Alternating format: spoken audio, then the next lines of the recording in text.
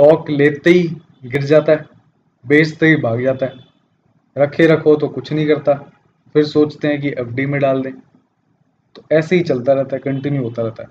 ये क्यों होता है? ये इसलिए होता है क्योंकि प्राइस एक्शन कोई समझता ही नहीं है। बहुत कम लोग हैं जो प्राइस एक्शन समझते हैं। प्राइस एक्शन का मतलब कि भाई सप्लाई डिमांड क्या चल रही है स्टॉक में। कोई भी चीज़, सब इस दुनिया में सब सप्लाई डिमांड का ही खेल है। जहाँ सप्लाई ज़्यादा वहाँ पे डिमांड कम हो जाएगी, प्राइस कम हो जाएगा। जहाँ पे डिमांड ज़्यादा वहाँ पे प्राइस बढ़ जाएगा। यही खेल है बस। अब देखते हैं कि ये मार्केट में काम कैसे करता है। बिना किसी लॉजिक के रैंडमली स्टॉक्स लेते रहोगे, एनवायरनमेंट को बिना देखे, मार्केट में क्या चल रहा है बिना देखे, स्टॉक्स चल रहे हैं कि नहीं, ब्रेकआउट फेड हो रहे हैं कि नहीं, बिना देखे करोगे, अंधाधुंध करोगे तो भाई स्टॉप लॉस हिट होंगे, नुकसान होगा। ट्रेडिंग जब करनी होती है तो उसके कुछ रूल्स होते हैं और उसको देख के ही ट्रेडिंग करते हैं। जब एनवायरनमेंट हमारे साथ होता है तो हम ट्रेड करते हैं, नहीं होता तो वहाँ से बाहर निकल जाते हैं। अब देखते हैं कि मैं जब आपको कहता हूँ स्टॉक्स कंसोलिडेशन के पार जाना है तभी लेना है, उसका क्या मतलब है? देखो, जब कोई स्टॉक भाग रहा होता है तो वो कुछ टाइम के लिए रेस्ट लेता है, फिर थोड़ा और कभी रेस्ट लेता है, और फिर इसको बोलते हैं पिवट एरिया। फिर यहाँ से जब ऊपर भागता है तो ये अपना फिर से एक अप मूव कंटिन्यू करता है। इसको क्या बोलते हैं? अब इसको अगर मैं मैग्नीफाई करके दिखाऊं तो यहाँ पे क्या होता है, एक एरिया होता है जिसके नीचे प्राइस अप एंड डाउन करता है, और इस इस एरिया को जब वो छोड़ के जाता है हाई वॉल्यूम पे, हाई वॉल्यूम होनी चाहिए, ये कंसोलिडेशन, ये कंसोलिडेट कर रहा है, प्राइस ऊपर नीचे जा रहा है। यहाँ पे क्या होती है, वॉल्यूम बहुत कम होती है, क्योंकि यहाँ पे चल रहा होता है डिमांड और सप्लाई का इक्विलिब्रियम। मतलब सेलर और बायर के बीच में यहाँ पे ट्रांजैक्शन चल रही है, जो इसमें वॉल्यूम होगी वो बहुत कम होती है। और फिर जब इस कंसोलिडेशन के लेवल को ये तोड़ता है तो इसमें बनती है एंट्री, जिसको हम बोलते हैं ब्रेकआउट एंट्री। इसको बोलते हैं ब्रेकआउट हाई वॉल्यूम पे। मतलब यहाँ पे सप्लाई सारी अब्जॉर्ब होगी, अब एक नया बायर आया जो शेयर को हाई प्राइस पे खरीदने के लिए भी तैयार है। इस एरिया पे ही खरीदना होता है, जब इसको पार करे तभी यहाँ पे एंट्री बनती है, और स्टॉप लॉस बन जाता है इस कंसोलिडेशन लेवल के लो का। तो मतलब ये आपका हो गया स्टॉप लॉस। स्टॉप लॉस अब ये कभी भी, ये नहीं है कि ये कभी भी काम करेगा, ये काम करेगा जब मार्केट भी इसका साथ दे रहा है। ऐसे सेटअप हर मार्केट में बनेंगे, हर टाइम बनेंगे, पर कब लेने हैं कब नहीं ये पता होना चाहिए। अब देखते हैं कि ये वाला, अब जैसे अभी मार्केट चल रहा है, इसमें ये फेवरेबल बिल्कुल भी नहीं है। क्यों फेवरेबल नहीं है? क्योंकि हमें पिछले अपने ट्रेड से पता चल रहा है कि स्टॉप लॉस हिट हो रहे हैं, जो स्टॉक्स हैं वो ऊपर जाके वापस नीचे आ रहे हैं। इसका मतलब एनवायरनमेंट हमारे फेवरेबल नहीं है। अब एक आप चीज ध्यान रखिए कि market environment is greater than stock setups.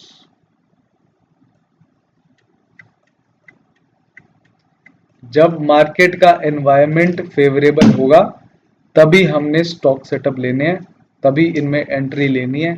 अगर मार्केट एनवायरनमेंट सही नहीं है तो हम एंट्री भी नहीं लेंगे। एंट्री कैसे लें जब मार्केट ही साथ नहीं दे रहा? तो एंट्री नहीं लेनी, कैश में आ जाना है, मतलब बिल्कुल जीरो कर दो अपना पोर्टफोलियो। ये मैं ट्रेडिंग की बात कर रहा हूँ, यही मैं फॉलो करता हूँ, और जो बाकी के भी ट्रेडर्स हैं वो भी यही फॉलो करते हैं, जो अच्छे ट्रेडर्स होते हैं। अब अगर देखें कि मार्केट जब ऊपर जा रहा है तब भी आप मार्केट में हैं, पर जब नीचे जा रहा है मार्केट पर आप बाहर हैं तो पोर्टफोलियो न्यूट्रल है। फिर जब मार्केट फिर से अप मूव स्टार्ट करेगा तो हम फिर से एंट्री लेंगे। तो इस तरह से हमारी मार्केट के रिस्पेक्ट में रिलेटिवली हम स्ट्रांग हो गए, क्योंकि जब मार्केट ड्रॉ डाउन फेज में था, तब हम मार्केट से बाहर थे, हम वो नेगेटिव हुए ही नहीं। जब मार्केट फिर से ऊपर जाने लगे तो हम फिर से एंट्री करके फिर से रिलेटिव आउट परफॉर्मेंस करेंगे। तो इसी तरीके से रिटर्न्स बनते हैं मार्केट में। जब मार्केट फेवरेबल नहीं है तो हमने आउट होना है, उसके हिसाब से वो यूज करके हम मार्केट से रिलेटिवली आउट परफॉर्म कर लेते हैं। ये है थ्योरी। और ये कहने में तो आसान है पर करना बहुत ही मुश्किल है। इसको करने में सालों साल लग जाते हैं। तो ये सिर्फ प्रैक्टिस ही आ सकता है। तो ये था जो मैंने आपको बताना था कि मैं जब वीडियोस में बोलता हूँ कि कंसोलिडेशन लेवल के ऊपर जाना चाहिए, मार्केट सही नहीं है, इन सब टर्म्स का मतलब क्या है, ये आपको समझाना इम्पोर्टेंट था। अब देखते हैं अपना मार्केट क्या करेगा। अब पिछले हफ्ता अगर आपको याद हो तो फ्राइडे की कैंडल थी हमारे पास। मैंने क्या बोला था कि क्योंकि निफ्टी अपने 50 ईएमए पे है और रिलायंस के रिजल्ट्स थे वो काफ़ी अच्छे आए थे, तो मार्केट बाउंस कर सकता है, ऊपर जा सकता है। 3 दिन तो ऊपर गया भी और ये वेंसडे को तो लग रहा था कि इसको पार कर देगा जो कि 25,250 है, पर वहीं से टकरा के बिल्कुल नीचे आ गया। और ये मैंने आपको पोस्ट के थ्रू भी बताना चाहा था, ये मैंने आपको पोस्ट में बताया।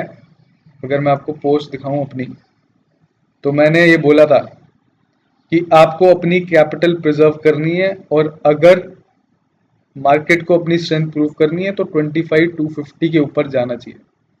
सेम चीज मैंने आपको बताई पोस्ट में, पर मार्केट जैसा कि आप देख सकते हैं मार्केट ऊपर नहीं जा पाया और फ्राइडे को भी काफी गंदा गिरा। अब मार्केट को हमने शुरू से लेकर पहले यहाँ पे चांस दिया, यहाँ चांस दिया, यहाँ चांस दिया, यहाँ चांस दिया, 4 बार चांस दे चुके हैं, तब भी मार्केट भाई सुधर नहीं रहा। तो क्या करें अब? इसका मतलब मार्केट में अब स्ट्रेंथ नहीं बची भाई, उससे बाहर हो जाओ। गिरते हुए मार्केट में रहने का कोई फायदा नहीं है। 75% स्टॉक्स मार्केट की डायरेक्शन में ही जाते हैं। एक दो स्टॉक मिल भी गए जो ऊपर जा रहे हैं, वो अगले दिन या दूसरे दिन नीचे आ ही जाएंगे, ये गारंटीड है। तो अब क्या करना चाहिए? अब ये है कि भाई स्टॉप लॉस का रिस्पेक्ट करो। ट्रेडिंग पोर्टफोलियो की बात हो रही है, सिर्फ सिर्फ ट्रेडिंग ट्रेडिंग मतलब 1 month to 2 month to 3 month जो स्टॉक्स हम रखते हैं उसके लिए। इन्वेस्टमेंट के लिए रखें, अगर सालों साल के लिए रखें तो अलग बात है। तो ट्रेडिंग के लिए अगर है तो भाई अब मार्केट नीचे जाने की तैयारी कर रहा है, उसका अगला जो स्टॉप हो सकता है वो मेरे हिसाब से हो सकता है 24,400 के आसपास। अभी कहाँ है? 24,837। मैं क्या कह रहा हूँ, लेवल कहाँ तक अब ओपन हो गया है? 24,400। तो अभी उसके बाद 400 450 पॉइंट है नीचे जाने के लिए, जो कि यहाँ पे इसके पास सपोर्ट नहीं है और नीचे जा सकता है। और लग भी रहा है स्ट्रक्चर को देखते हुए अब बहुत नेगेटिव हो गया, काफ़ी हमने वेट कर लिया। अब इसके ऊपर के डायरेक्शन के लिए हम वेट नहीं करेंगे। अब कोई भी लॉन्ग ट्रेड नहीं लेने, लॉन्ग मतलब बाइंग तो मैं नहीं करने वाला, मैं तो बिल्कुल नहीं करने वाला। अब मैं सिर्फ वेट करूंगा। अब है हमारा वेकेशन मोड ऑन मार्केट में, क्योंकि अब कोई स्टॉक लेना बनता नहीं। बनेगा कब? जब मार्केट सही स्ट्रक्चर बनाएगा। वो कब पता लगेगा? जब सेटअप्स आएंगे, जब सेटअप्स भी जब मार्केट में ब्रेकआउट्स चलने लग जाएंगे और फॉलो थ्रू देंगे, तब एक बार देख लेते हैं हम मिड कैप स्मॉल कैप 400 में क्या हालत हुई है। फ्राइडे की कैंडल देखो, सीधा 21 से 50 ईएमए तक आ गया, 1.76% डाउन। अब इसको भी वेट करने का कोई फायदा नहीं लग रहा मुझे। निफ्टी अकेला ही काफी है सबको नीचे गिराने के लिए। हैवी वेट्स नहीं चलेंगे तो मिड कैप स्मॉल कैप तो भूल जाओ। तो निफ्टी का चलना भी बहुत इंपॉर्टेंट है और वो मुझे अभी नहीं लग रहा। तो अब इसलिए इस हफ्ते के लिए मैं कोई भी एंट्री नहीं लेने वाला। फिर से जैसे मैंने आपको 2 हफ्ते पहले बोला था, अब कोई एंट्री नहीं बनती। और ये कब तक चलेगा ये मुझे भी नहीं पता, ये सिर्फ मार्केट ही बताएगा कि वो सही कब होना चाहता है। तो अभी हम सिर्फ करेंगे वेट एंड वॉच। तो यही था इस हफ्ते का एनालिसिस।